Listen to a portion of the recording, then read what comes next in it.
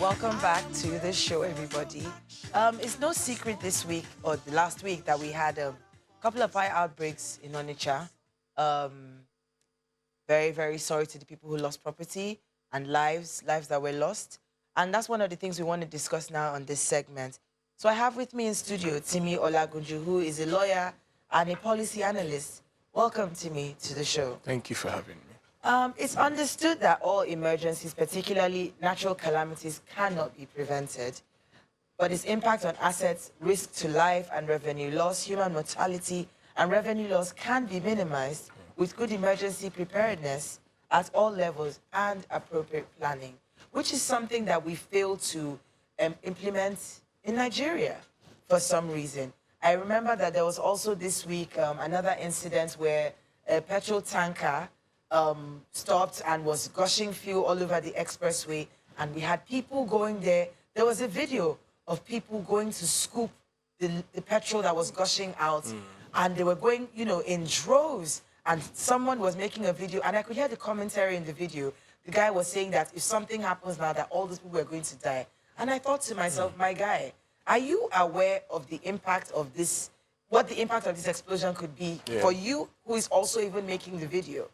And so, why is it that people do not seem to take emergency matters seriously in Nigeria? Well, the first thing is to understand the basic principles of emergency, which is built on the principle of, firstly, preparedness, secondly, recovery, response, and mitigation. So, preparedness, response, recovery, and mitigation. So those are the four key principles upon which the foundation of emergency is supposed to be built. And if the foundation be destroyed, what can the makeup artist do, right? So we have a powdered situation in Nigeria where those four key principles seem to be missing in terms of how prepared are we towards emergency? How much of recovery or response do we have towards emergency? And how do we mitigate emergency? So those are the four fulcrums upon which the conversation really should begin. Why do we have to wait for an accident to occur before responding? So you see that this building is in poor shape, and then you leave it be, people are trading under it, people are passing under it, homeless people are sleeping inside it, and it's when this building finally comes down that we're all running around like headless chickens. Explain. Well, basically, I think it's more of an institutional challenge, in terms of the institutions in place to cater to preparedness for emergency, to cater to responding to emergency, recovery, and mitigation.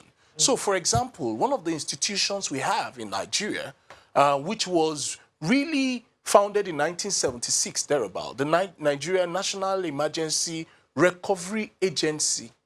That was what it was. But then, consequently, NERA became NEMA in 1999, which is the National Emergency Management Agency, as it were. And so, certain institutions also play an inclusive role when it comes to emergency response or preparedness. For instance, the police, when you talk about security of lives and property. For instance, the fire service, when you talk about security against fire outbreaks and the likes. For instance, the medical services, emergency services, when you talk about health issues or health emergencies, right? So all these institutions in context should work together inclusively. But the challenge is there's an overlap. Usually, what we should have in a sane society should be more of NEMA regulating those key aspects when it comes to emergency. And then they taking instructions from NEMA, but everybody's a boss to themselves. And that itself is one key institutional challenge. Beyond that is also a cultural challenge. And culture is a way of life of a people. How are Nigerians prepared in their minds towards the issue of emergency? Are we trained, properly schooled, as a matter of training and education in issues of emergency? For example, an average Nigerian might not even know how to save somebody who is dying in an emergency situation. Can the average Nigerian use a fire extinguisher? That's even as basic or simple as that. So the culture of response to emergency or preparedness. And there's also the issue of data. You know, we don't take data serious. For example, there's a recent thing being done by the government, which is called the NIN, the National Identity Number.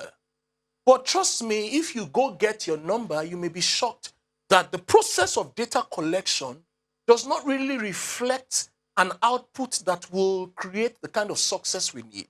So it starts. Also, It starts basically, you know, in data collection or data use, it starts basically from the foundation. And what is the foundation? How do we get data? And for what purposes are the data being used in context? Because when it comes to emergency, the fourth part of emergency, and very important, is mitigation, which is feedback. And you need the input of data feedback in order to prepare for future impending emergencies. And so these are key issues we need to deal with. have you had to interface with any of these agencies that you've mentioned? Because you seem quite well versed in the goings and comings and workings of it. Well, the point is, I'm a policy consultant as a lawyer, as well as a lawyer. So from a policy angle, I can easily see with an eagle eye of policy making the issues as it were. However, because of the fact that we make recommendations on articles or newspapers, even sometimes discuss with the key players in the agencies. But the challenge is how we take feedbacks in Nigeria. And I'm sure I'm not the first person to be saying this, really. You know, a lot of people too would have been saying these key issues, but the challenge is how we respond to feedback in Nigeria. We need to develop a stronger feedback mechanisms in terms of how we take in feedback, in terms of policy input and feedback from data for preparedness towards emergency. How could we have prevented the Onitsha incident? That's a good question. You know, it still falls back to those four principles I mentioned in emergency: preparedness, response, recovery, and mitigation, right? And so when you look at it carefully, a fire emergency is not just a NEMA issue, it's also a fire service issue.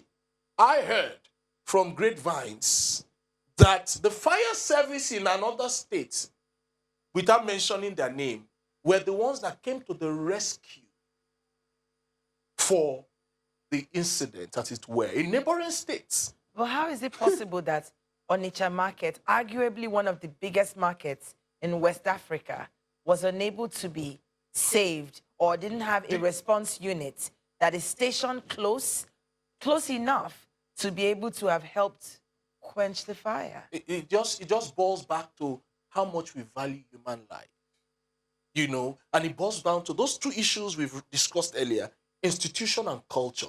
If the institutions were in place, there should be a strong fire service in Onitsha. I would like to expand the conversation just a Yes. little because we're out of time today. Yes. But not responding to emergency or preparing for emergencies is a national issue, as we've seen with floods, xenophobic attacks in South Africa, headsmen clashes, amongst others. Tell me very quickly, as a policy maker or analyst, what can the government do In terms of dealing with this kind of in issues? terms of dealing with Well, emergency? interestingly, evidence is and the end crisis. of arguments. You mentioned the issue of the Lagos tanker that almost exploded. Absolutely. But the way the fire service in Lagos handled it was quite commendable. It was. And so, in fact, in essence, we don't need to go too far. We can learn from how Lagos State is handling some of these issues and find a way to replicate it across the state in terms of building institutions that work to respond to emergency and building a culture of emergency from the scratch, from the foundation, from children between the ages, primary school primarily, because if the foundation be destroyed, what can the makeup artist I do? wonder. You said that before. I remember in primary school when we had first aid training and whatnot. I wonder if that's been taught now in schools. Well, we But need that. thank you so much, Simeon. Thank you for having me. You were quite the crusader, I must say. I quite enjoyed that. Thank you. And thank you, Nigeria, for watching. It's been another exciting episode of Rubbing Minds. I'll see you next week. Take care of yourself and each other. Natasha signing out. Bye.